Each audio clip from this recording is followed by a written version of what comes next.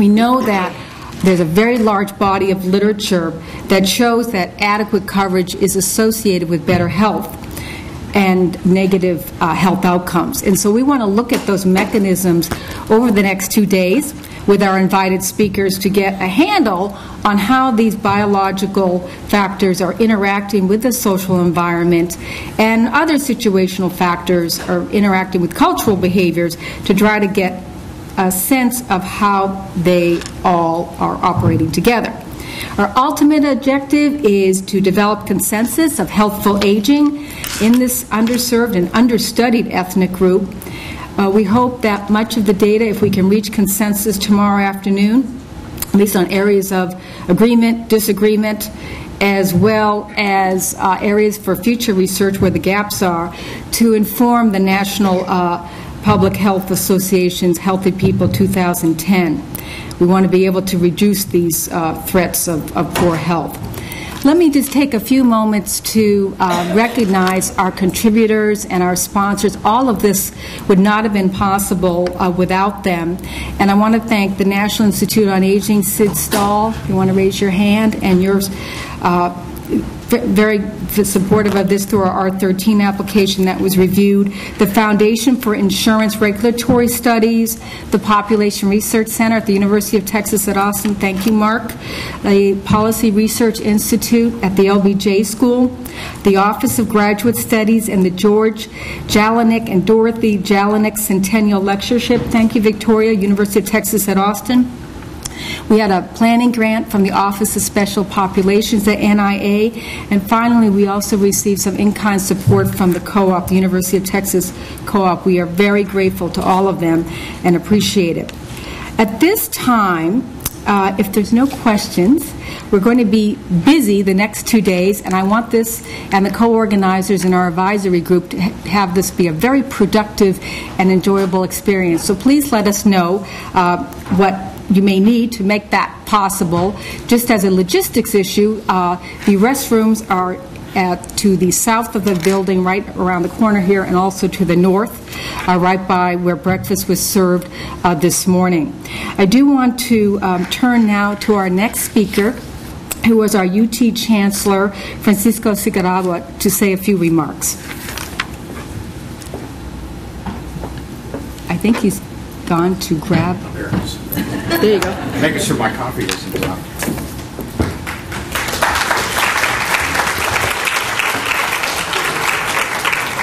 Well, good morning, and Dr. Angel, thank you very much for those kind introductions. On behalf of the University of Texas system, I am delighted to welcome all of you to the third conference in Aging of the Americas. In the poem Rabbi Ben Ezra, Robert Browning wrote, "Grow old along with me. The best is yet to be. The last of life for which the first was made, our times are in his hand. Who saith a whole life planned, youth shows but half. Trust God, see all, nor be afraid."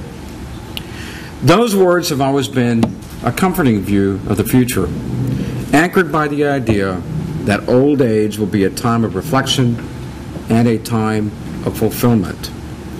But for many of us, that is simply not the case. And as more of us approach old age, that becomes a challenge not only for the old, but for our entire society. We live in a nation and in a world that is rapidly aging. We know that the pace of aging varies from place to place. But here in Texas, for instance, our population is younger than many other states, and much of that youth can be attributed to Hispanic families. Nevertheless, as all of you know, the Hispanic population is also aging. In fact, in the United States, we're aging more rapidly than any other group. The number of Anglos 65 and older may be tripling in the next 40 years, but as Dr. Angel and her colleague Keith Whitfield, our keynote speaker for today, have pointed out, that the Hispanic population, 65 and older, will grow 11-fold during this same time period. They also express that by 2025, at least 1/5 of the population of 15 countries in the Americas will be 60 or older. So as we age, in today's society, we're also living longer. And despite what is too often lower socioeconomic status, Hispanics have a lower mortality rate than other groups, and that is often called the Hispanic paradox. The problem for us, of course, is that longer life does not necessarily translate to a better quality of life, and our later years are complicated often by illness and by disability. Some of those problems can be attributed to lack of access to excellent health care. When I grew up along the Texas-Mexico border region in Laredo, I had the opportunity, actually, to make rounds with my father, to shadow him. He has been practicing on the Texas-Mexico border region now for over 53 years, and today continues to practice. But I remember my introduction to medicine was actually, when we got time to spend with Dad, was actually on Friday evenings making house calls with him. Because on Friday evenings, every evening after finishing clinic and after making hospital rounds, he would actually visit patients who, because of their age or because of really low socioeconomic status, did not have access either to going to a clinic or going to a hospital. It's interesting how that is coming back in regards to trying to improve access to health care across our nation. And I must admit, I was with Dad about 2 weeks ago, and I went on a house call with him. So he's still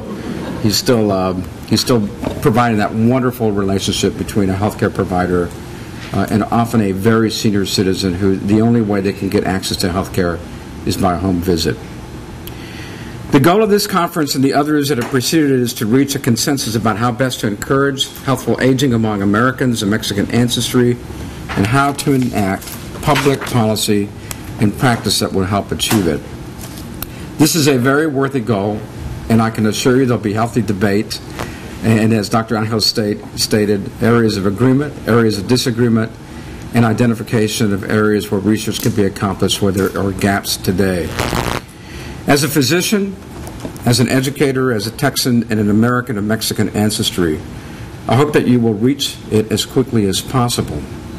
One of the reasons why I came back to Texas, I did my training both at Mass General and at Hopkins, and certainly there was a great attraction to continue to do my pediatric surgery and transplant career at Hopkins Hospital, Johns Hopkins Hospital. But upon reflection, my wife Graciela and I decided that we really wanted to bring our children back to South Texas, to a region that gave so much of us. But the fundamental reason is that when Graciela, my wife, asked me, well, who have been the most important people in your life, separate from your parents and your brothers and sisters? And the answer became very simple. It was my grandparents and my great-grandparents. So the next question that Graciela asked is, don't you want your children also to be exposed to the heritage that their grandparents and their great-grandparents can provide? And so, fortunately, Christina and Barbara had the opportunity to come back to South Texas and really get to know their 4 grandparents and 3 great-grandparents. All of them still with a good quality of life, very active, and for about 8 years they were able to listen to stories from their great-grandparents and really learn the rich heritage from the past. And that's when I realized how important it is to make sure that we can do everything possible such that the children of today can be exposed to the rich heritage of their forefathers.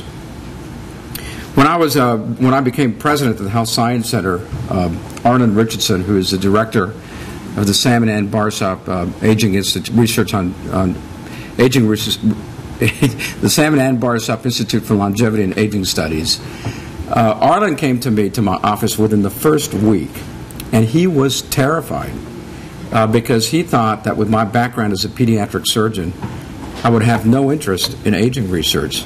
And I kind of looked at him a little bit confused, and I go, Arlen, I don't know why you're thinking that, because, aging starts at conception. And, as a pediatric surgeon, I'm very interested in developmental biology and, in fact, what happens over time and, cellular apoptosis and so forth and so forth. So, you've got this completely wrong.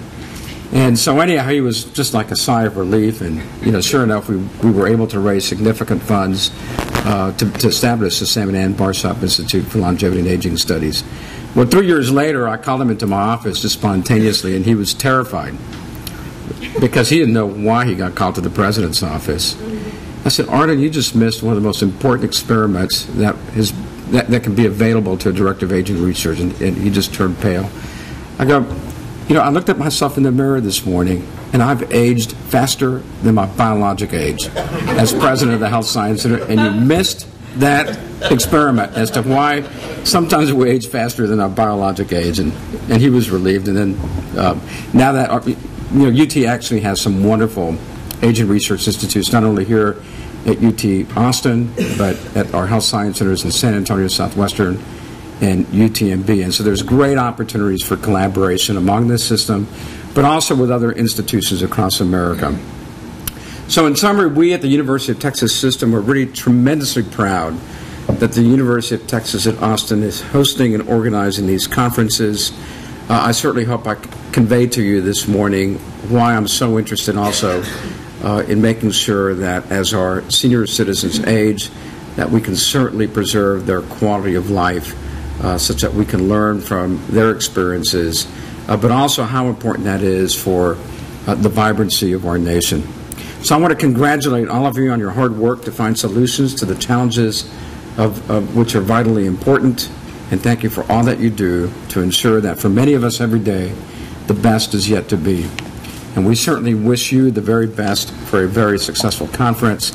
And Dr. Angel, I want to thank you very much again for thinking of your chancellor to come and welcome this very distinguished group, and also to discuss and to really debate an issue that's very close to my heart. Thank you very much.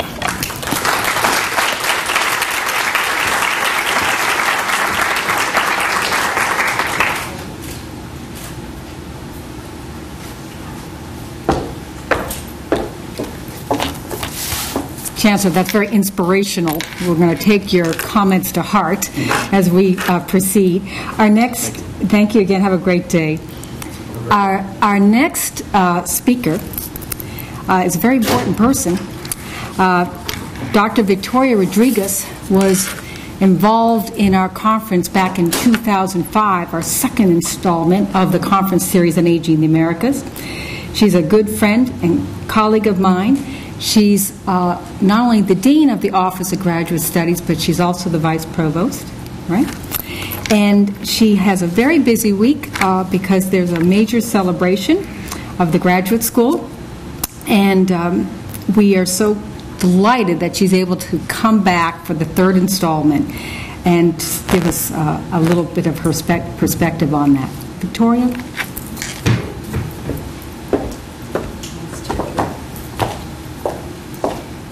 Well, good morning, everyone. And I will just say to begin with that to be referred to as a very important person by Jackie makes me feel really important, because what makes me important here is that Jackie is one of my dearest friends and, of course, my colleague at the LBJ School. I have to say, I am just so pleased to see that this conference has taken off and become a yearly event that brings people from all over the world, literally, to come and participate in this event. And I congratulate Jackie and Keith and all of the organizers and all of you that that have become a part of the conference. I wanted to follow in the welcoming of our Chancellor and welcome you to the University of Texas.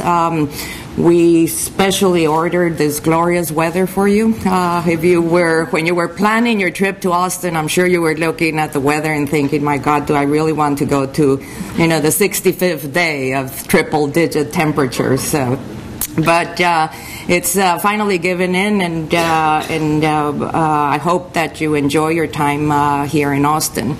As Jackie mentioned, we are in the graduate school getting ready not only to have a very busy week, but to have a very busy year ahead of us, because we are getting ready to celebrate our 100th birthday.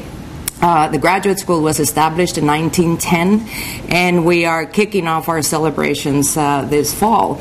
And I say this with a great deal of pride, because last night at the reception I had the opportunity to talk to some of the graduate students, and we were talking about their research posters and about how engaged they are in this conference, but also with the broader picture of all the graduate work that we are doing at at the LBJ school.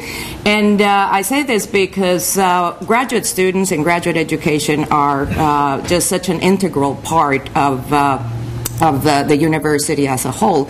So I thank all our graduate students. I thank the organizers for making such a big point of including graduate students and allowing them the opportunity to showcase their research at this event.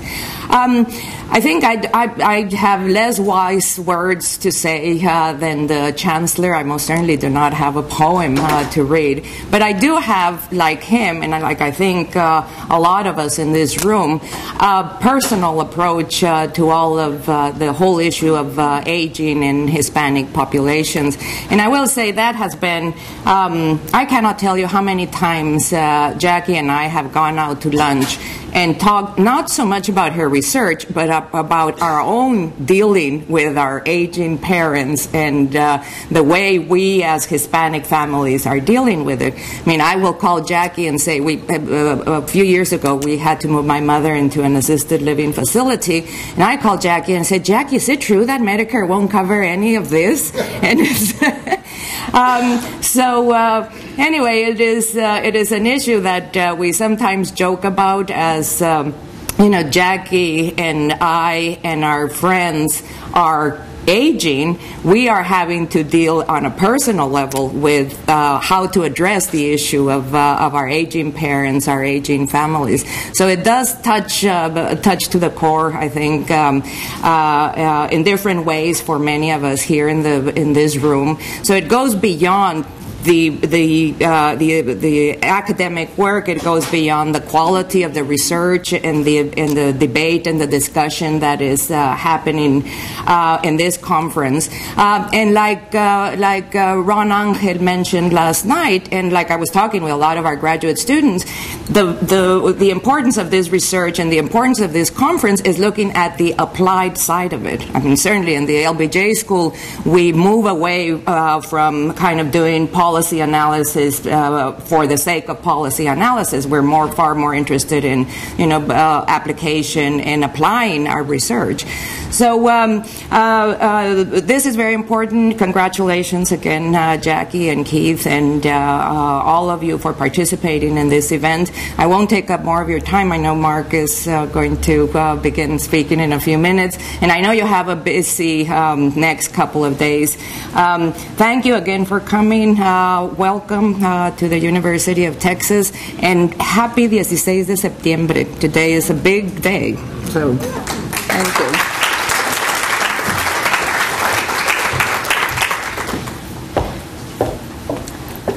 I would be remiss if I didn't mention that the Office of Graduate Studies is also helping to support our mentoring dinner this evening. Thank you again, Victoria.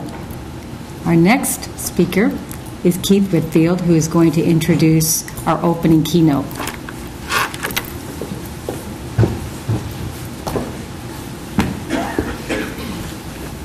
Good morning. I got to tell you, I spent a lot of years at Penn State University, but recently, 3 years, moved to Duke University. And down in the South, when you say good morning, it probably sets the tone for everything. So let's try this one more time, because this is our start here. We've got Mark Hayward speaking, which that's a coup in and of itself. So we've really got to set the tone. So let's just try it again. So good morning. Good morning. Now, see, that's more of the Texas kind of welcome that I have flown so far to receive. I'm not going to be very long.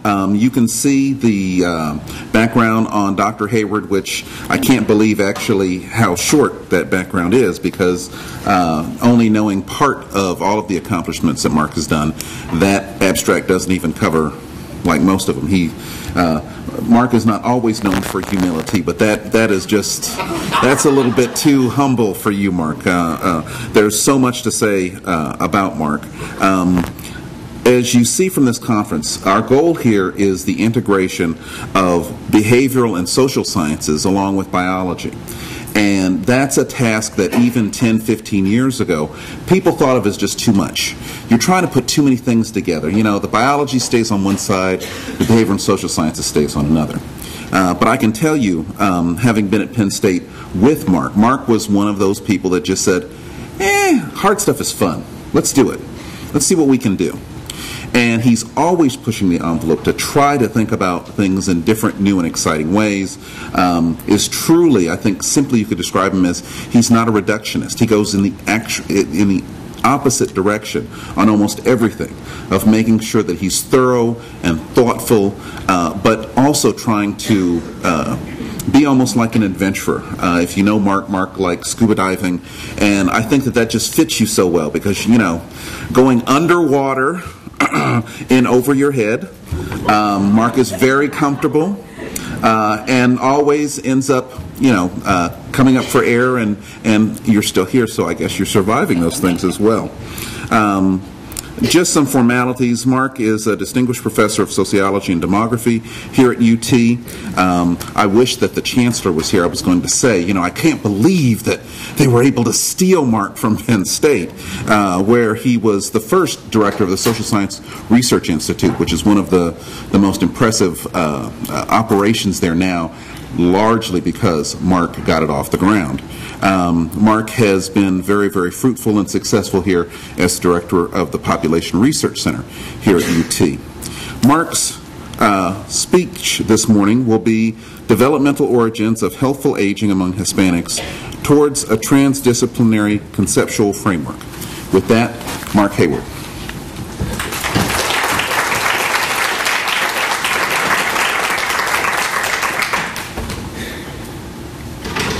Now I better figure out how to use this technology.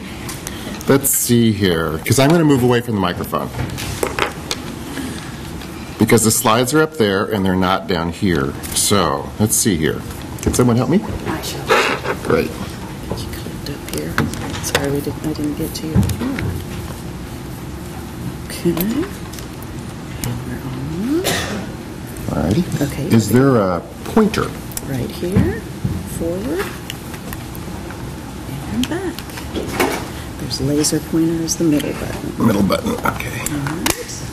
And the computer's over in that corner. It seems to have good reception. All right. Point it that way. Can y'all hear me? Yes. I'm always getting over my head, and today is no different than any other time.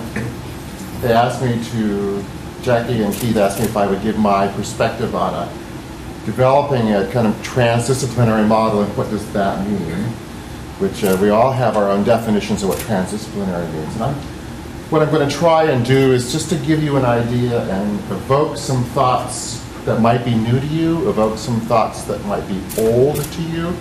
At least I want to bring them to the foreground. And I'm going to try to weave a story together that suggests that while we may not come to a consensus on a transdisciplinary model today, there are reasons for those of us in the social sciences to be partners with those of us in the biological sciences, because each one of our work, each part of our work can be enhanced by collaboration. And I will tell you that the things that I never thought I would be collaborating with biological types when I was growing up. And now I'm actually talking with a physician colleague of mine at the University of California, San Francisco.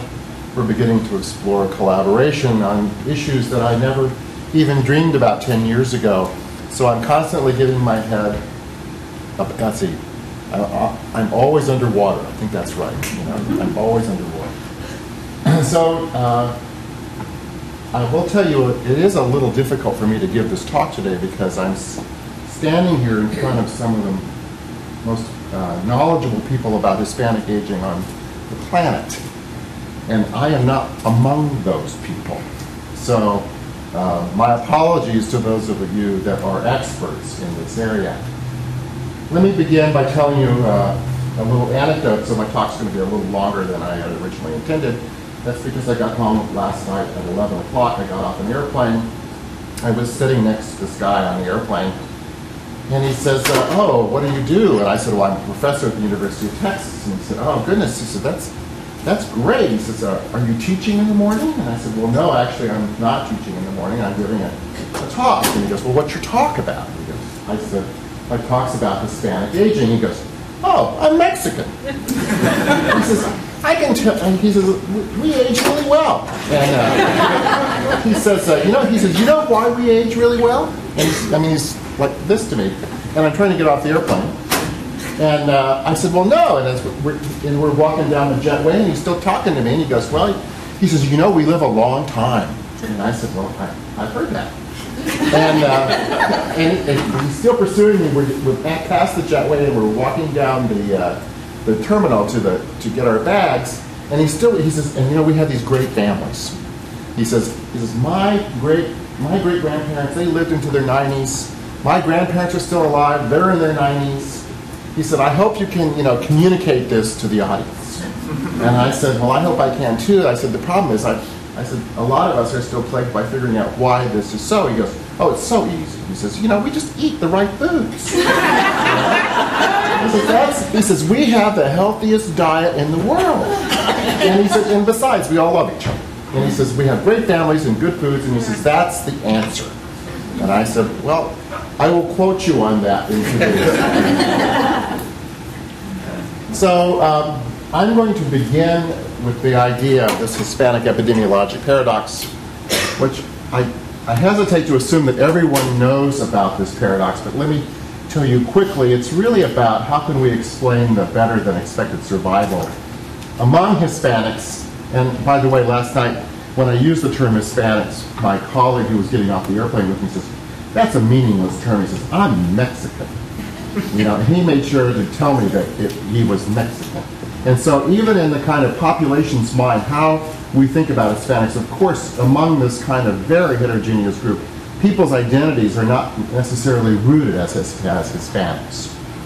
Now, I'm starting out with a couple premises here. One is, and I'm sorry if I'm hurting anyone's feelings here, my own interpretation is that social science studies of the Hispanic epidemiologic paradox fall fairly short of the mark. We haven't done that great of a job of explaining it, in part because we tend to rely on what we call the classic socioeconomic status paradigm to explain social inequality in health, which is basically the more money you have, the healthier you are. The more educated you are, the healthier you are. And here we have a Hispanic population which in the aggregate has about the lowest education of any minority status group in the country and has the lowest income levels of any minority status group in the country. And if you align them next to African Americans, which we tend to have fixed in our minds as being the worst off, actually Hispanics are the worst off in many age groups. The other thing I want to acquaint you with is that there has been, I think, this idea that there is a biological conceptualization of race and ethnicity in the health disparities research, and this has kind of come back into the fray. For the most part, those of us that work in the area of health disparities, we tend to think about issues at the population level where health disparities can be seen in broad swaths, and we tend to think about things in terms of policies that are going to affect population groups in large ways. And yet, within the biological sciences, there was a kind of ebbing of the kind of biological conceptualization of race. And now I think it's begun to reemerge, and I'm going to try and explain why I think that is the case. Now, when I'm looking at the studies, and I guess this is the advantage of being more or less an outsider in the area of Hispanic aging, there is pretty much a kind of silo approach to the work that we do. You have a group of people. Even within the social sciences, we have our little silos. There are a bunch of us that are interested in work on kind of health selection effects, and we'll talk a little bit about what those health selection effects are.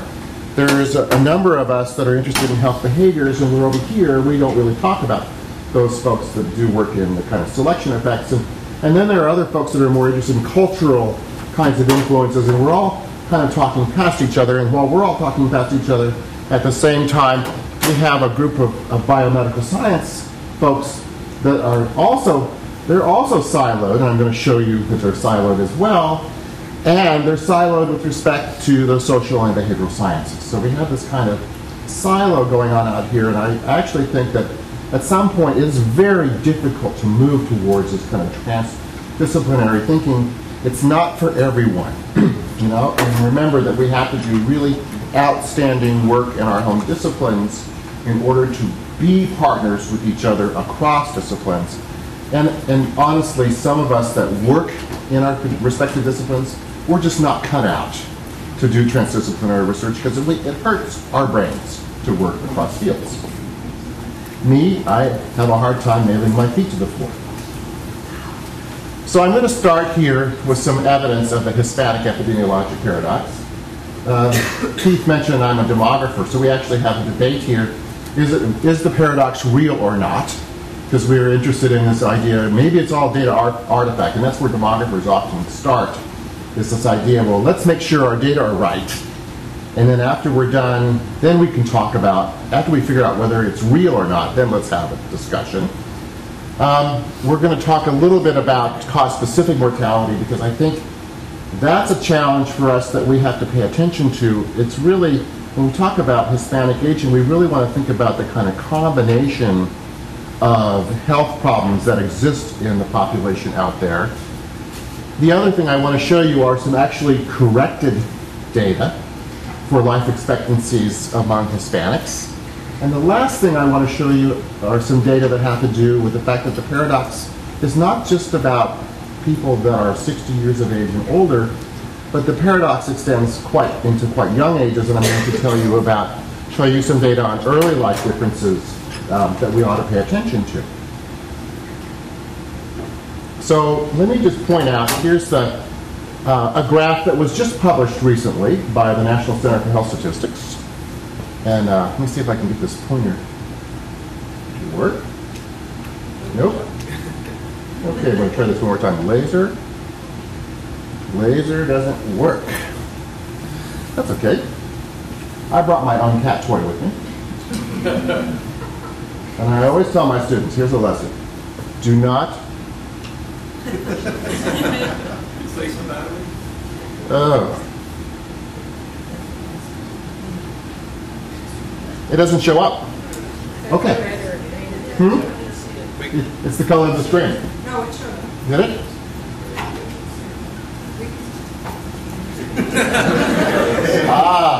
It's so tiny. All right. I can't see it. I'm just going to walk over here. This is the advantage. Never be might. You know, I think I was an evangelical minister in like 3 lives ago. Now I've been punished as a demographer. This is the kind of graph that demographers are putting out from the National Center for Health Statistics, and you notice, there are a couple things to notice from this graph. Of course, immediately we're going to run to this idea that we look at this Hispanic mortality rates, which are age-adjusted, and we look at them relative to other kinds of race ethnic groups, and especially, it's usually the comparison with whites, right? Because we think that we know about the socioeconomic characteristics of Hispanics, we compare them to whites. But here are 2 groups, African Americans and Hispanics, that actually share a kind of common socioeconomic environment or set of resources. And yet we have, and really this is the crux of what we call the paradox, is this gap right here. Well, most of you know these data, right? This is not a surprise to many of you in this room. What you might want to be able to pay attention to is the fact that, where does this data series start? It actually starts in the late 1990s. And you go, well, gosh, Hispanics have been here in the United States for a long, long time. Why did we wait so long to actually start monitoring mortality of Hispanics in the United States? And the problem is that we've had a very difficult time identifying and characterizing in a meaningful way the Hispanic population in the United States. So we gather data, and it's really important. Like the death rates, where do they come from? The number of people who died over the number of people who are at risk. And somehow, if we don't classify people accurately in terms of who's Hispanic in the numerator and who's Hispanic in the denominator, we're quite nervous about putting these rates up here. Now, we've gotten, and if you were to look at all the technical notes of this table, one of the things that you would quickly discover, it's a laundry list of technical notes. It's caveats. We're worried that we really don't know. Take these estimates with a great deal of caution. And in fact, the National Center for Health Statistics is so cautious that we do not even have an official life table in the United States for the Hispanic population, right? We have bravely tried to put these data out here for at least age adjusted, but we haven't had the confidence yet to put out a live table. Now, it's in the works. I will tell you, it's in the gray literature. It's moving its way through the National Center for Health Statistics, but it is a little nerve-wracking. So here we have, as Jackie and Francisco were pointing out, the largest minority group in the United States, and yet we're not doing a very good job in terms of characterizing its health at the population level. I wanted to show you another slide that has some insights I think that we should pay attention to when we want to think about the Hispanic paradox. And what I've done here is I've shown you the ratio of adjusted death rates by race ethnicity for the 6 leading causes of death. So here's black to white, and these are quite expected. We expect that blacks exceed whites, and this is a ratio of 1.3, 1.3, 1.5. These are quite expected kinds of ratios here, so that we see that black mortality is higher than white mortality. And now we go down to Hispanic mortality for each of these major causes, and it's lower on heart disease, it's lower on malignant neoplasms, it's lower on cerebrovascular disease, it's way lower on chronic lower respiratory diseases, it's lower on accidents, and the only place, the only major cause of the 6 leading causes that we have, Hispanics exceeding, Hispanic mortality exceeding that of whites is for diabetes. Now I want you to keep this pattern in mind because oftentimes when we're in the biomedical sciences, we do cancer, okay? I work on a disease. I do cardiovascular disease. I do something, right? Actually, what is quite interesting is, let's think about why we have death rates of diabetes that are 1.5, and we have a ratio for heart disease at 0.7. And the reason I say this is if you were to actually go out and take a survey, take one of the national health surveys like the NHANES and calculate, let's say, the Framingham cardiovascular disease risk index, just taking the basic indicators, what you discover is that Hispanics look like they're at astronomically high risk of developing heart disease. And just keep this in mind. So we have a situation where it kind of looks like, and I worry about this at least at the national level, that it's hard to characterize this population, but it looks like we have some risk factors that don't always don't always end in the end that we would expect them to have. Here's a kind of case, and I'm going to actually stick with a cancer example here, just to kind of reinforce this idea about where do Hispanics rate on certain kinds of specific conditions.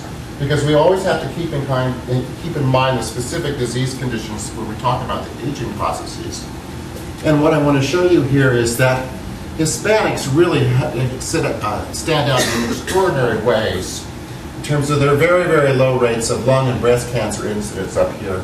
And it's true for both males and females on these major male and female cancers.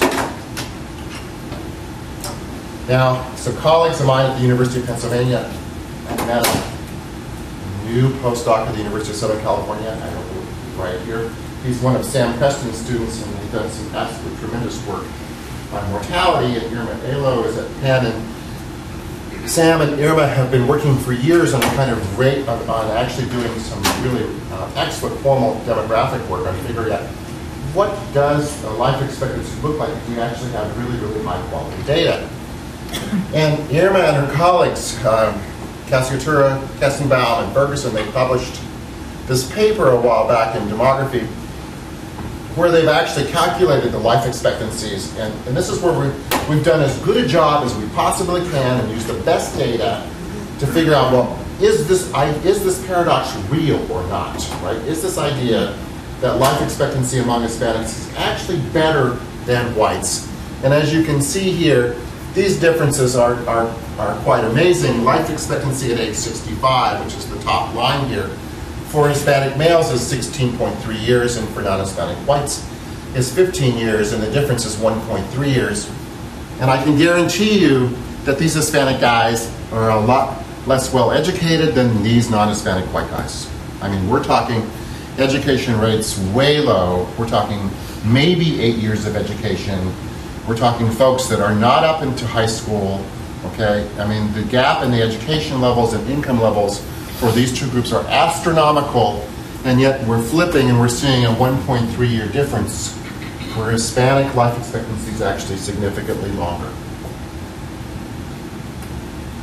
The last thing I want to show you is some work done by one of my colleagues here.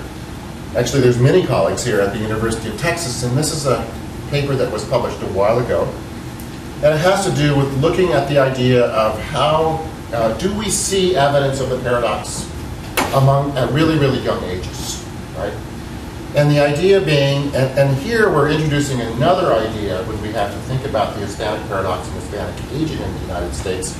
And that idea is we need to pay attention to the immigrant population, and we need to compare it to the U.S.-born population. And of course, here's our comparison group, which is the non-Hispanic white population in the United States. And one of the things to notice from this graph is that the immigrant, here is the immigrant infant mortality rate for Mexican origin people. Here is the immigrant, here is the U.S.-born Hispanic infant mortality rate, and here is the white mortality rate. Now, what you'll notice immediately is that Mexican origin folks who are native born, they don't do so well in terms of their infant mortality here. But the immigrants, which has to do a lot with, and depending on the composition of the population at any one time, the proportion of the Hispanic population that's immigrant and the proportion of the population that's U.S. born, when we aggregate them together, we're going to get, quote, a picture of the Hispanic population.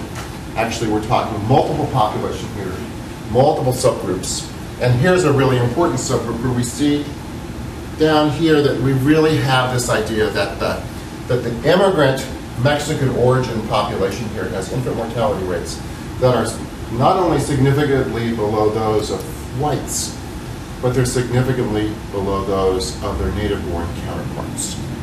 So keep this idea in mind, because one of the issues that we want to pay attention to ultimately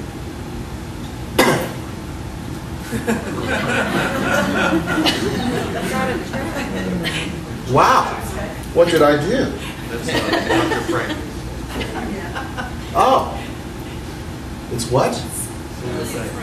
Oh, come in. Okay. So that gives you an idea that we want to factor this, the idea of immigration into our thinking about transdisciplinary model.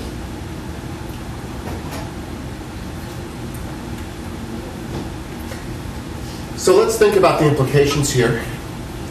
The chronic disease development points to the importance of lengthy exposure over the life course. People don't just get diseases. It takes a long time for them to develop a disease. So we have to pay attention to exposure in any kind of model development that we want to do. And actually, we also want to pay attention to immigration, because I'm a demographer, and I think about people, we call it hopping around in the state space.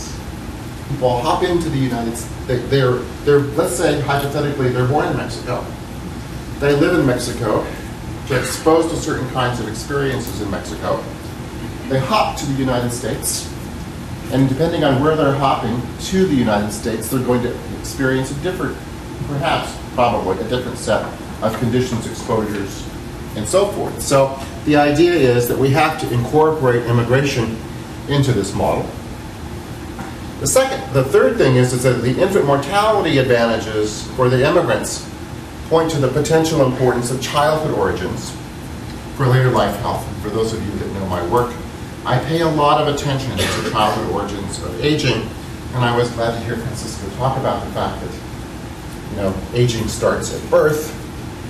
I wouldn't quite say that aging starts at birth, but I would say development starts at birth. And we reach a plateau at some point, and then we begin to age.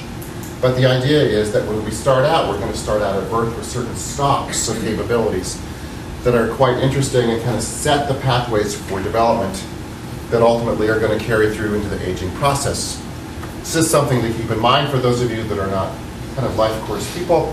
Healthier babies tend to become healthier adults. That's the kind of thumbnail issue to keep in mind. Now, in the social sciences, we've dedicated our lives. We have a cottage industry that has destroyed many, many thousands of trees in terms of a variety of debates that go on out there. But why is it that we look like we have this Hispanic paradox? And we have a great deal of debate going on. Whoops. We have a great deal of debate going on with regard to health-related selection. There's this idea that selection of healthy immigrants into the United States. I think that on the whole there is some evidence for this, but I have to tell you that we're not really good about relating back to Mexico, the origin communities, what the appropriate comparison group is back in Mexico. Who are we actually selecting out of Mexico, moving to the United States? And then we have this issue of return migration of unhealthy migrants, which we call the salmon bias. And one of my colleagues actually said, who was a part of the Mexican Family Life Survey, said what they actually see is we see a selection process where it looks maybe a hint of health selection in the United States, but there's another selection process about who stays in the United States. And so we may have another selection process going on where the unhealthy are moving back into Mexico. So that's something to keep in mind. We have a cottage industry. It's hard for us to follow these flows. It's hard for us to gauge the actual magnitude of the effect of these kinds of processes on the health differentials and mortality differentials that we're looking at. We have another set of studies that I would put under the idea of cultural explanations. We have low rates of smoking that looks like in our data, and I actually am going to show you some data that suggests that the rates of smoking are even lower than we think they are in a lot of our national data sets. And we have relatively low rates of heavy alcohol consumption, although binge drinking is an issue. And then we have this kind of counterbalance idea where we have higher rates of overweight and obesity, and I'm going to show you that that's kind of true, and it's kind of not true. And then lastly, we have an emerging, interesting discussion around kind of sociocultural residential context, which is the kind of positive, what we think of as positive aspects of lifestyle, like, let's say, diet and strong social relationships and family networks and those kinds of things, are preserved by living around and being surrounded by co-ethnics.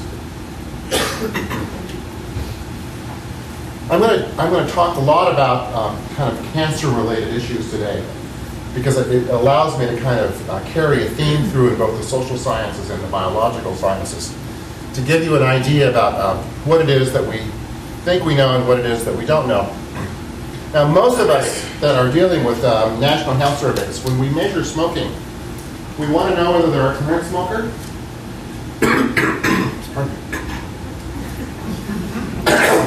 That was not on purpose. And I did not smoke a cigar last night, so I can tell you. We want to know whether they're current smokers, whether they're former smokers. Sometimes we collect information on duration, but the actual amount of consumption that we collect in our data is pretty limited. So the Health and Retirement Survey has miserable information about smoking. National Health Interview Survey is a little bit better in some cases, but most of the data sets that we have are not really wonderful about smoking. And even if we're good about it, we don't collect it over a long period of time for exposure. Right? So our understanding of actual smoking life experiences and exposure to carcinogens is actually quite limited. Doesn't matter for which group we're talking about. Now, in early 2000s, National Cancer Institute funded a study, which is called the Tobacco Use Supplement, TUS, and they added it to the current population survey, and they said, well, let's just see, actually, if we can ask a little bit more information about smoking behavior, what do we see? So here's the kind of classic information about current smoker, and what you see among the Hispanics is the prevalence is quite low, 14.2 compared to 24.5. Now, oftentimes those of us that are social scientists will stick smoking into our models, current smoker, and we'll see how much of that health difference goes away, if we can explain some outcome. And usually it doesn't do a very good job. We have this residual effect left over in terms of we're not able to explain the kind of health gap or the Hispanic advantage by just sticking in it whether a person's a current or even a former smoker. Well, the tobacco use supplement did something that's quite interesting, which is actually among those current smokers, they asked something about consumption level among the current smokers. Now, this is not over a person's lifetime. This is just among those who are smoking right now. And here's something to pay very close attention to. So these are people that are up here, right? So yeah, we already have this huge difference in prevalence for smoking. Now we have intermittent. Oh, I pick up a cigarette every once in a while. It's quite intermittent. But they're rated as current smokers, right? Here's the difference. 35% of Hispanic smokers are intermittent, right? I mean, we're talking intermittent. And now we go down to daily, less than 5 a day, 20% versus 5. Okay? Now we're moving up the scale in terms of cigarette consumption. And so what you see from this very simple little table is that even among smokers, when we don't do a good job of characterizing smoking behavior, we're likely not getting at the effect of smoking very effectively in our kind of social science models. And I can tell you that we don't generally use a very detailed model where we're trying to incorporate a smoking explanation into the Hispanic paradox work that we do. And I want to thank my colleagues, Dennis Trinidad and Eliseo Perez-Estabel, for helping me, providing me with information about this slide. Now, let me give you this idea that we have this idea that obesity is the superhighway down which all bad things flow in a person's life. And here, and the classic explanation here, especially among minority status groups, is we're going to turn to obesity as our explanation. And I'm always cautious because these superhighways never turn out the way, never end the way we think they do. A lot like the Texas Trans Corridor experiment that has ended up in some ranch somewhere. So, for those of you that are Texans, we thought we were going to build this huge superhighway from the border up to Dallas. I think it's somewhere stalled. Anyway, some ranch. So here I've listed the kind of prevalence of overweight and the prevalence of obesity here. And I want to look at the prevalence of obesity by sex, by age group. Now, here's males. Yeah, and we see among younger males here, from 20 to 39, yeah, there's more obesity among Mexican origin compared to whites. But now we move to people in the 40 to 59 year age range. And what do we see? We actually see they're about even with a little slight little dip here for Mexican origin. And then we move up to people that are 60 years of age and older. And we have, it's about 4 percentage points or so less obesity among the Mexican origin population. So among males, we have this pattern where it's not always evident that obesity is this kind of necessarily a characteristic of the Mexican origin population. And now, in contrast, we have females down here, and we have a reversal of this pattern. So this tells us, for those of us that think about the way in which obesity may be playing into this, that we have to pay close attention to sex or gender in terms of how these kinds of processes play out. Certainly, we have different patterns of obesity. We can't just say obesity as an explanation here. We have to be sensitive to the fact that we have different distributions here for males and females, and by age. The reason that age is important has to do with exposure. So obesity, we talk about how obesity might work. We know it's quite a risk factor for a variety of different outcomes. And oftentimes when we think of it as working as a risk factor, we think of it as working along inflammatory pathways. So we think of it as being involved in diabetes, and we think of it being involved in cardiovascular disease. And now the National Institute of Cancer has discovered that it's involved in cancer as well, in some cancers that work along inflammatory pathways. So here are some gaps I think we want to pay attention to for those of us that are social scientists. We don't know anything, basically, about Hispanics' early lives. We don't know anything about the effects of growing up in different sociocultural contexts among native-borns. Right? I mean, we can't even trace back for native-borns. We don't know anything. We're even more ignorant about the effects of early life exposures in the origin communities for our immigrant people here in the United States. So we don't know what kinds of exposures they had, what kinds of advantages, disadvantages, resources, and so forth. The other part is that we don't pay a lot of attention to nutrition. We do incorporate information usually about body mass index, but we're really not interested in, we really haven't been able to introduce ideas, explicit ideas about nutrients. We focus pretty much on BMI as the indicator.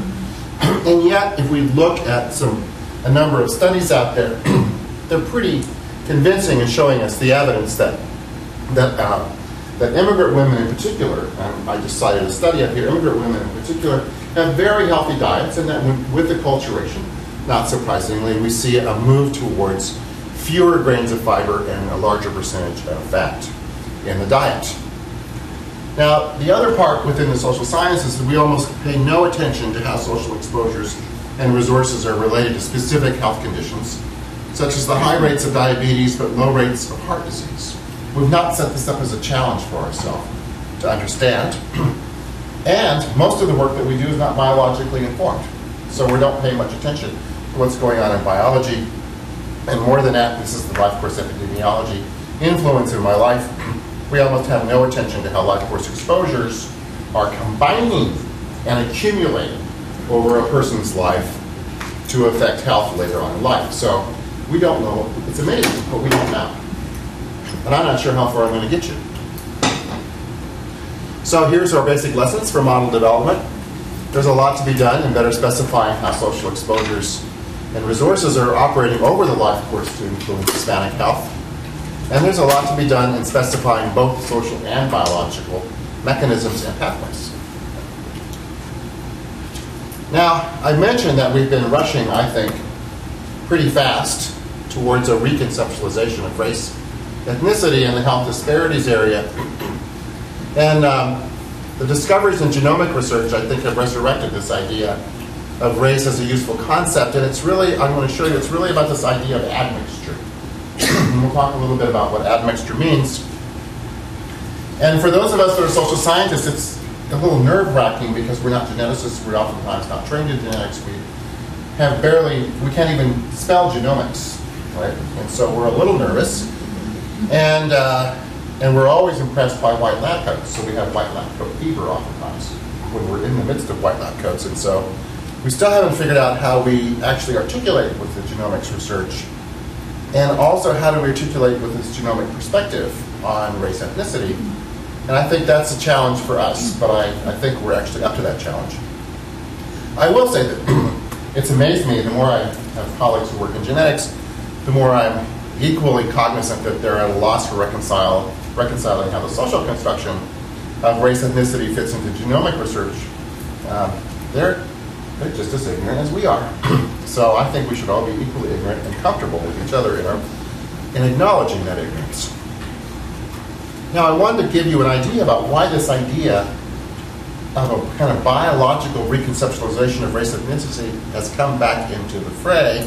And again, I'm going to continue with this kind of smoking lung cancer example here.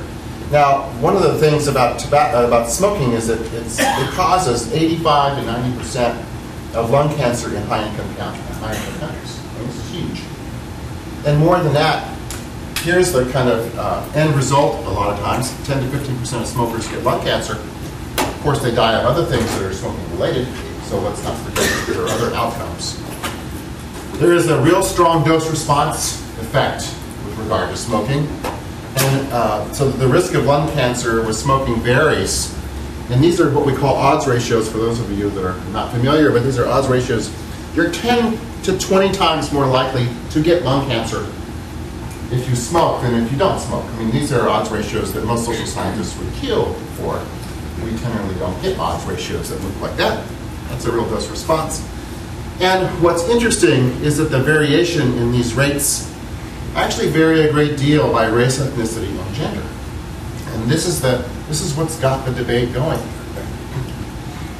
So there was a study reported in a journal of the New England Journal of Medicine, which is called the Multi-Ethnic Cohort Study. and it's looking by lung cancer by smoking intensity. And we have a huge number of different ethnic groups. So you see here we have 180-some thousand African Americans, Japanese Americans, Latinos, Natives, Hawaiians, whites. Their ages 45 to 75 in California and Hawaii. And so what they're taken from is the SEER registry, the cancer registries. There was here about 2,000 cases of lung cancer reported in the SEER data, and this is the time period to give you an idea.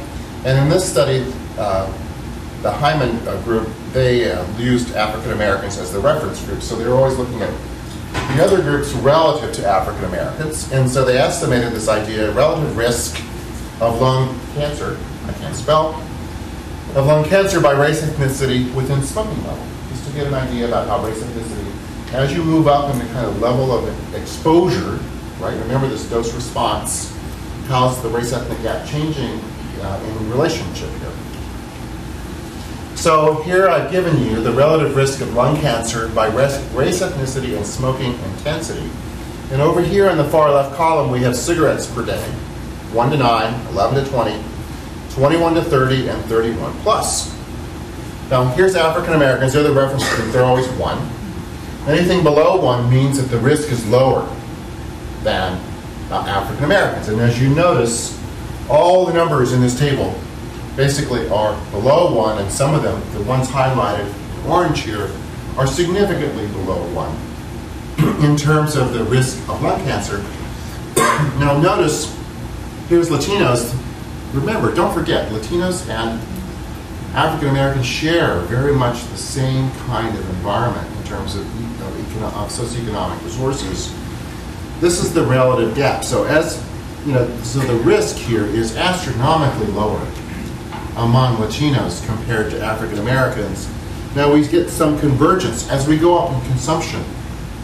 When we're smoking like chimneys, literally 31 cigarettes per day or more, then the risk begins to converge, right? Then smoking takes over. But at very low rates, very low levels of cigarette consumption, what we see here is that Latinos look a lot like Asians, Japanese, and whites here. There's not that much difference, despite the fact that these groups do not share a lot in terms of socioeconomic characteristics and so forth. So this study, I think, may have launched 1,000 ships, because the authors concluded after controlling, this idea where we're going to control for things. They controlled for occupation, they controlled for education, and they controlled for diet.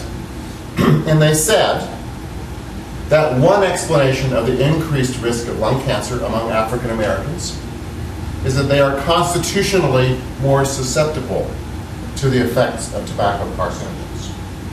Constitutionally. Well, the converse was also said in discussions surrounding this article, is that Latinos were constitutionally less susceptible to the effects of tobacco use, right? Now, there was an editorial following this article, which I think is quite interesting. The editorial, and notice that the authors, while they may have said that the African Americans are constitutionally more susceptible, they didn't really get into what they meant by that. The editorial following that paper didn't make any bones about it. The editorial said, gosh, this is a case where we should take these data and we should apply a genetics perspective and we should reanalyze these data using admixture techniques. And all of a sudden the race is off. And there are a number of studies out there that are in the process of being developed to kind of, let's see about admixture. Let's take this idea of admixture and see whether we can, how far we can get with this idea. And so, I mean, it's really like a race, right? And I must say that my colleague LSAO was involved in this race, and I keep saying, LSAO, now be careful what you wish for. You could be stupid. So anyway, this is actually, he's now trusting me, and we're actually beginning to think about collaborative work.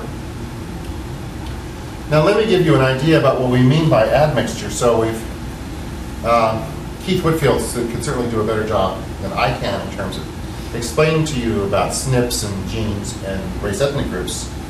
We were both at Penn State when Mark Schreiber was one of the early drivers of this idea of ancestral markers. I want you to keep in mind it's really ancestral markers that in the United States we think of as race ethnic groups. We're talking ancestral markers, really, that are perhaps more useful or perhaps very useful in kind of tracking migration of early groups around the world. But nonetheless, we've gotten in this world of admixture where we think that we have some SNPs that are only common to one group, and this is the blue. We have some SNPs in these genes that are common to two groups. We have another group of SNPs that are pretty common to three groups, and we have another group of SNPs that are common to four groups. Now, this is what gets us into this admixture idea, because we think that we may have a group that's more susceptible. So here's the idea that we have about 25% of these SNPs, which we would call pan-race ethnic, right? About 25%.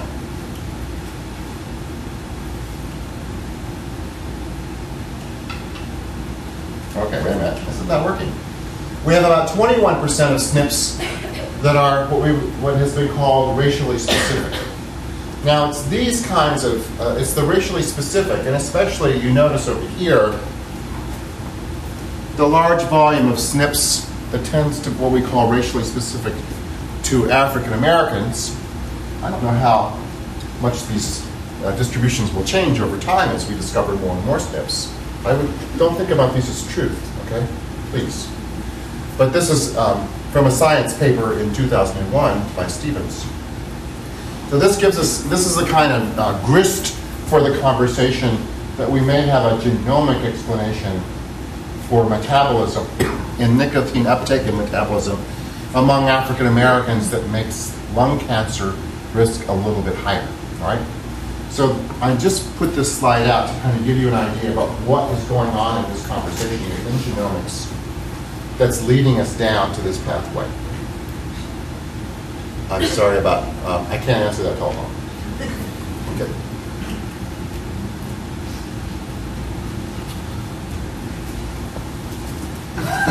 I was just going to push that X. Okay. Now, one of the things that the geneticists sometimes forget about in this admixture mapping is that oftentimes it's quite susceptible to confounding. Especially when we have these admixture estimates that are associated with non-genetic factors such as socioeconomic status, environmental risk factors, diet, experiences in racism, etc., which are all related to disease outcomes. They're also related to admixture. So it's kind of interesting. So certainly we want to pay attention to, if you're going to get into the admixture argument, you want to pay close attention.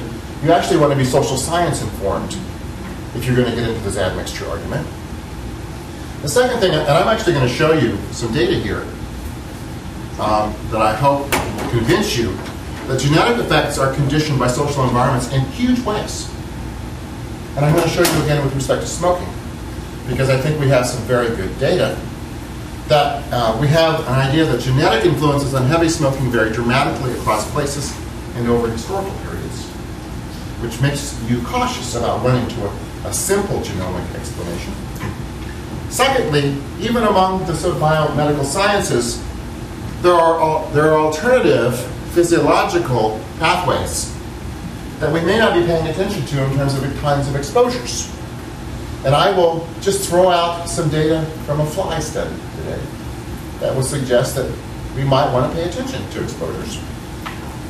Just to give you an idea, just to intrigue you. And you go, where did I get the data on flies? So this is a study that's actually in the press by Jason Boardman. And it is a study that is looking at yearly heritability estimates for regular smoking in the United States. Now, I will tell you that he did this study on one large population data set, and because he didn't believe the results, he actually went out and replicated the study in another large population data set because he didn't believe the results the first time and he got exactly the same results. So let me give you an idea about heritability. Here's 0, not very heritable. And it goes up, it goes down, and it goes back up, and it goes down. And I won't get into Jason's explanations for the up and down business. I will happily send you a copy of this paper. It's not out yet, but it's been accepted for publication. These are birth cohorts. This is the birth cohort born in 1942. The Surgeon General's report was released 22 years later. Okay? 24 years later. They were 24 when the Surgeon General's report was released. So Jason argues in a nice way, I think, that this kind of up and down has very strong social environmental factors which sometimes enhance genetic effects, sometimes mute genetic effects, and sometimes simply allow the biology or don't allow the biology to come into frame, depending on the kind of white noise that's out there. So it's a quite interesting study. We can extrapolate to the idea that he's also shown in similar work that not only does heritability of smoking have strong ups and downs, but it's quite consistent with social policy out there and state differences in policy in terms of heritability estimates. So when is heritability shining through and when it is not shining through? And I just wanted to suggest that if we want to take a genomic effect or genomic approach, we should be very attentive to the fact that a lot of the genetic influences could be quite mutable, quite malleable, and quite sensitive to environmental influences and changes in social policy, not just changes in the cell environment itself. Now, I'm getting towards the end of my talk, and probably going to thank God. Here's an example of a non-genetic social biological mechanism. Many of us do work in this kind of life force exposure area, and the idea is generally that early life pernicious epidemiologic environments biologically programs people usually in a disadvantageous way. And some people in this room, Eileen, other folks have been engaged in kind of an interesting line of inquiry which suggests that there is this kind of biological programming. It's set in utero. There's other forces that happen in childhood which may predispose people, and especially towards cardiovascular disease development. Okay?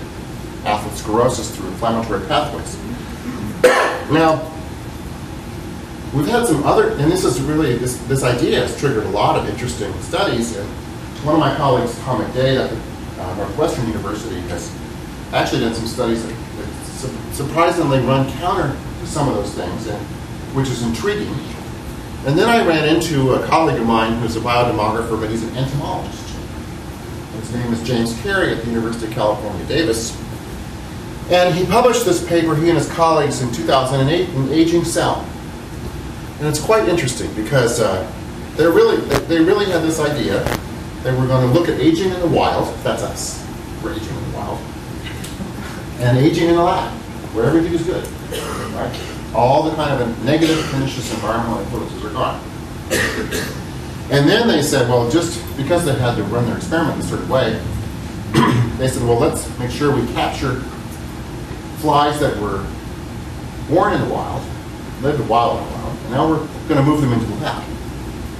Now, the idea was, based on the kind of work that many of us have done in human populations, that the flies that were raised in the wild would bear this mark, this disadvantage relative to lab-raised flies. Okay? The reason is because we have these kind of biological programming. Of course, they're not measuring biological programming in flies. Surprise. But guess what happened? The results came out the wrong way. The lab-reared flies, here I've given you this idea of males and females, of lab-reared and captured flies. The captured ones are the ones that raised in the wild and moved into the lab. So here's the mean remaining lifetimes in days for these med flies. And so, at 60 days, they're about even. But as we move up in terms of survivorship, okay, the longer you live, what we're discovering is that in both the cases for females and for males, that the captured flies actually tend to have longer lifetimes. Now, this was surprising to him, and it was very surprising to me. And then I talked to my colleague, Tom McDade, who's got some similar kinds of work with regard to a Philippine population. And so it's quite interesting that we're seeing kind of different patterns in human and, within human within animal and across the different kinds of models. Now, this fly study did some really interesting things that has some interesting analogs to the Hispanic paradox issue. First of all, they ruled out frailty selection as implausible. They didn't just go out and choose the healthiest flies. Okay? So that's like the healthy immigrant effect. They argued that the higher survival of the one-swab flies is due to conditioning in the wild, not genetic factors. So this is a conditioning effect, but it's biological conditioning, not genetic. And what they suggested, they have a couple hypotheses here, and one of the interesting hypotheses is, this is the one I'm not going to talk about too much, because one of the interesting hypotheses is that there's a window, they suggest, that in early adulthood, when the presence of certain amounts of kinds of bacteria in flies' diet is actually very important, and wild flies have access to this bacteria, but lab flies do not. It's an interesting hypothesis. So, but it's something, the hypotheses I would suggest have human population analogs for immigrant populations who may have access to certain kinds of, I don't know how to say this, I don't know, bacteria is not the right word. They have certain access, they have certain exposures, which may actually surprisingly have positive outcomes and not negative outcomes. So I'm just putting that out there because we could be surprised. We have to be careful in how we think about these things. So I'm going to kind of go through this, but let's just remember that healthy aging starts in utero, and I've given you some ideas about social factors that are influencing in utero development: maternal nutrition, maternal infection, maternal smoking, maternal stressors. All those factors have an effect on the in utero development, in the in utero environment in which development takes place in terms of the structure and function of organs, tissues, and body systems, genes, and gene imprinting. And I haven't even talked about gene imprinting today, and I won't. These maternal influences, of course, they're operating on in utero development. Maternal influences are related to the childhood social and behavioral influences: poverty, family structure, social relationships, obesity, and pathogen exposure in the ambient environment. These are the kinds of things that, of course, we know that are going to affect childhood growth and development itself: immune function, infectious disease burden, inflammation, malnutrition, metabolism, genes, right? And then gene imprinting.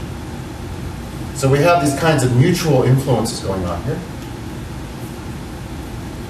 We move into adulthood, and of course this is a highly simplistic world with a heuristic model. Childhood social and behavioral influences, of course, social scientists know this like the back of their hand, and it's related to adult social factors and behaviors like education, and earnings, and wealth, and occupation, and whether they would make a good marriage partner, and community environment, and their health risk. So there's a whole range of things that, of course, that social scientists are knowledgeable about and should be paying attention to. At the same time, we have the development of biological risk, which is certainly set and influenced by childhood growth and development, but it's also influenced by these factors up here. And to some extent, these biological risk factors are going to feed back and affect the social science factors up here.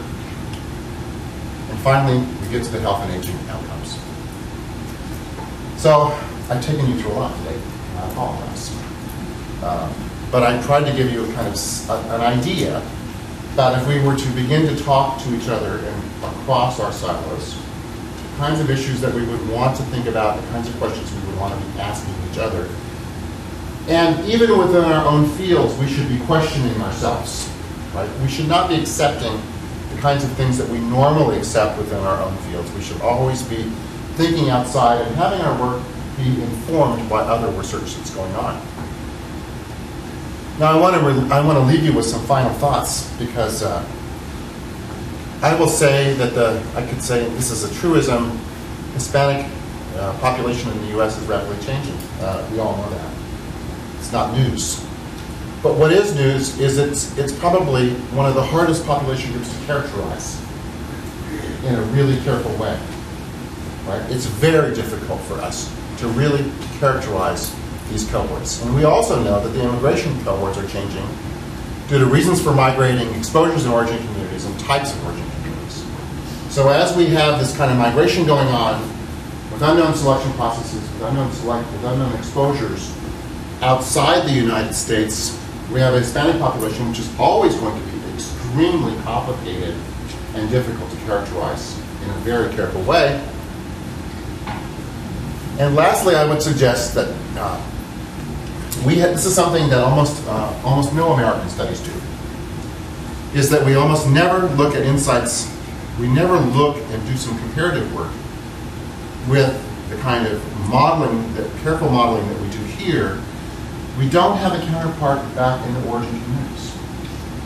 And more than that, we almost never really pay much attention to kind of feedback mechanisms. So what are the consequences of migration to the United States for aging in developmental processes back in Mexico, for example? Because there are kind of circular relationships. And I'll end there. Thank you.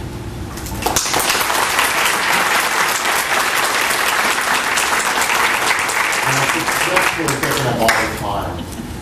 I said, what will I talk about for an hour? So give me an hour. We have time just for a question, maybe, or two. Sure. Thank you. You didn't mention mental health, behavioral health. Is anybody working on this to tie this in? Oh, absolutely. It's just that I know so little. I know even less about mental health than I do about physical health.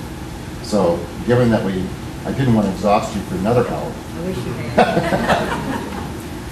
But there are certainly more people that are doing work on that, and if other people are doing work on that, please volunteer and talk to each other. Yes? Sure. Sure. That was great.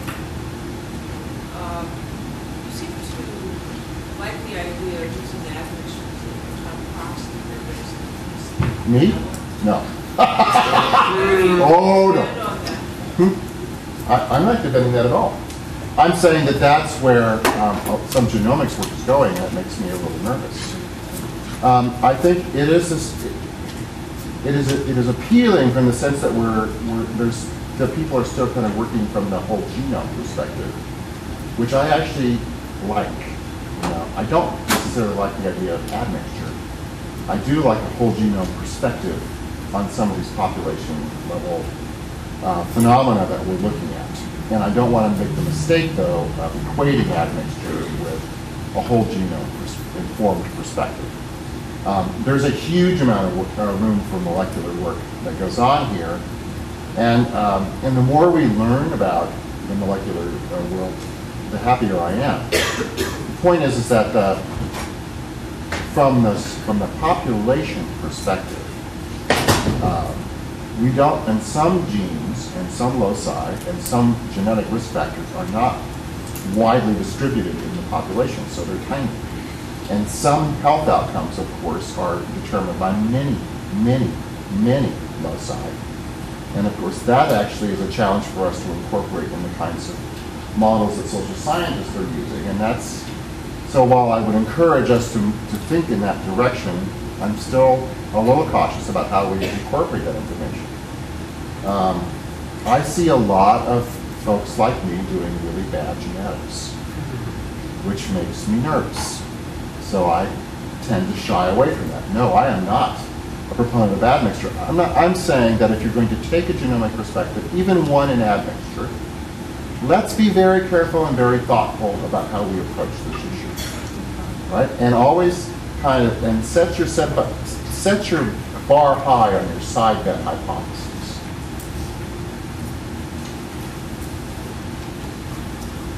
Well, thank you. Thank you very much.